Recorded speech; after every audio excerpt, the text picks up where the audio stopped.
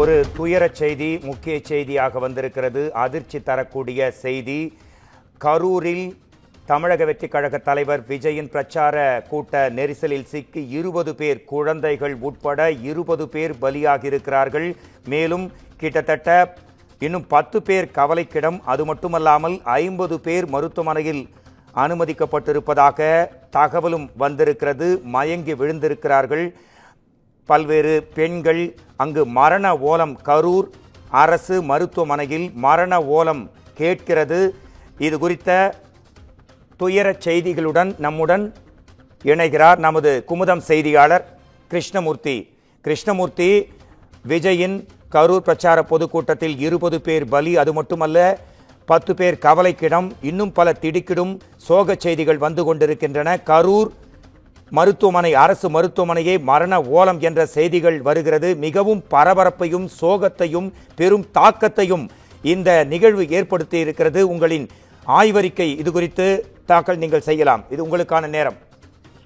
நிச்சயமாக கரூர் வேலுச்சாமிபுரம் அருகே தாவேகா தலைவர் விஜய் அவர்கள் பிரச்சாரம் மேற்கொண்டார். அப்பொழுது திருக்காமொழியில் இருந்து ஊர்வலமாக வந்த அவர் பல்வேறு லட்சக்கணக்கான பொதுமக்கள் அந்த இடத்தில் கூடி நின்றனர். அந்த கூட்ட நெரிசலில் கிட்டத்தட்ட 20 பேர் பலியாகிய நிலையில் 10 பேர் கவலைக்கிடமாக உள்ளனர். இதில் 50 பேர் படுகாயங்களுடன் தற்பொழுது சிகிச்சை பெற்று வருகின்றனர்.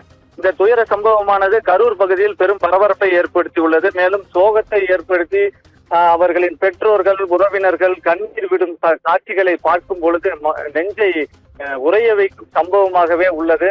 மேலும் கவலைக்கிடமாக உள்ளவர்களும் பலி எண்ணிக்கை கூடும் என்பது மருத்துவர் தரப்பில் தெரிவிக்கப்பட்டுள்ளது. மேலும் கரூரில் இது போன்ற சம்பவம் இதுவரை நடந்ததில்லை. தற்பொழுது 20 பேர் பலியாகிய நிலையில் மேலும் பலர் உயிரிழக்கும் சூழ்நிலை ஏற்பட்டுள்ளதாகவும் மருத்துவ சிகிச்சையில் உள்ளவர்களே பல பேர் உயிரிழக்கும் சூழ்நிலை ஏற்பட்டுள்ளதாக மருத்துவர்கள் அறிக்கையில் தெரிவிக்கின்றனர். மேலும் கரூரில் இது போன்ற சம்பவத்தால் பெரும் சோகத்தையும் பெரும் தாக்கத்தையும் ஏற்படுத்தி உள்ளது இந்த துயர சம்பவமானது. மேலும் கரூரில் கூட்ட நெரிசலில் சிக்கி மயக்கமுற்ற மருத்துவமனையில் அனுமதிக்கப்பட்டுள்ள பொதுமக்களுக்கு தேவையான சிகிச்சை அளித்திட வேண்டும் என முன்னாள் அமைச்சரை மற்றும் செந்தில் பாலாஜி மற்றும் மருத்துவத்துறை அமைச்சர் சுப்பிரமணி ஆகியோரை மாவட்ட ஆட்சியரை தொடர்பு கொண்டு மேலும் அந்த சம்பவ இடத்திற்கு அவர்களுக்கு ஆறுதல் கூற வேண்டும் என முதல்வர் அவர்கள் தனது ட்விட்டர் பக்கத்தில் அறிவித்துள்ளார். பகுதியில் பெரும் பரபரப்பை இந்த சம்பவமானது ஏற்படுத்தி உள்ளது. மேலும் துயர சம்பவங்களாக கரூரில் இது போன்ற சம்பவம் இதுவரை நிகழ்ந்ததில்லை. தற்பொழுது இந்த துயர சம்பவமானது விஜய் பிரச்சாரத்தின் போது உயிரிழந்த சம்பவமானது பெரும் சோகத்தை ஏற்படுத்தி உள்ளது கரூர் பகுதி வாழ் பொதுமக்களுக்கு என்பது குறிப்பிடத்தக்கது. மோகன்ராஜ். கிருஷ்ணமூர்த்தி, என்ன சொல்வது என்றே தெரியவில்லை. மேலும் பல தகவல்களுக்காக நாங்கள் எதிர்நோக்கி இருக்கிறோம்.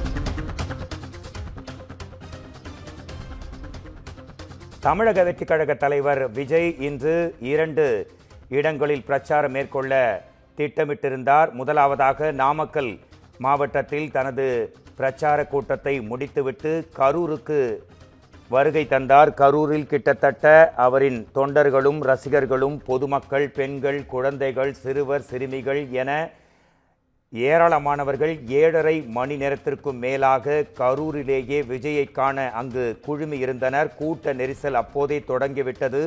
மூச்சு விடக்கூட இடமில்லாமல் இருந்த நிலையில் கரூர் பிரச்சார பொதுக்கூட்டத்தில் அந்த கூட்ட நெரிசலில் மூச்சு திணறல் உட்பட பல்வேறு விஷயங்கள் காரணமாக 20 பேர் பலியாகி இருக்கக்கூடிய அதிர்ச்சி செய்தி. அது மட்டுமல்ல, 50க்கும் மேற்பட்டவர்கள் தொடர் சிகிச்சை பெற்று வருகிறார்கள். 10 பேர் கவலைக்கிடமாக இருக்கிறார்கள்.